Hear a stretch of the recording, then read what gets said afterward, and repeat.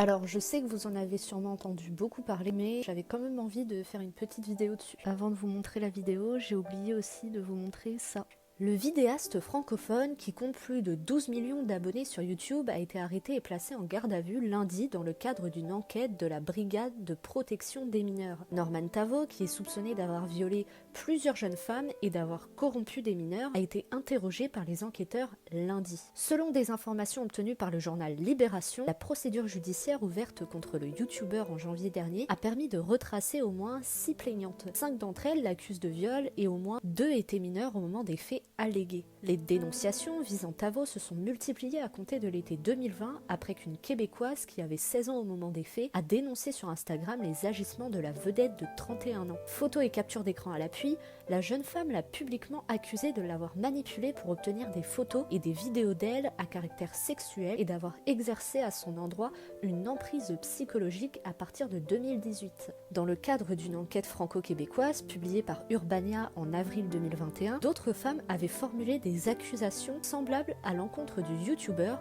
pour des faits qui se seraient produits alors que certaines d'entre elles étaient mineures. Interrogée par l'AFP, la jeune femme québécoise a confirmé être en France pour rencontrer les enquêteurs et confronter son présumé agresseur. En août 2018, dans le sillage du mouvement #MeToo, le youtubeur français Squeezie avait dénoncé sur Twitter: les youtubeurs, y compris ceux qui crient sur tous les toits qu'ils sont féministes, qui profitent de la vulnérabilité psychologique de jeunes abonnés pour obtenir des rapports sexuels, on vous voit. Son tweet avait été largement rediffusé avec le hashtag Balance ton youtubeur. Le nom de Norman Tavo avait été évoqué. Le groupe Webedia, Allociné, Pure People, 750 grammes a annoncé sur Twitter la mise en suspens de la collaboration avec Norman Tavo. Un porte-parole de la plateforme de vidéo dit réfléchir à prendre des mesures dans le cas où le comportement d'un créateur sur YouTube ou en dehors nuit à leurs utilisateurs, avec comme sanction envisagée la suspension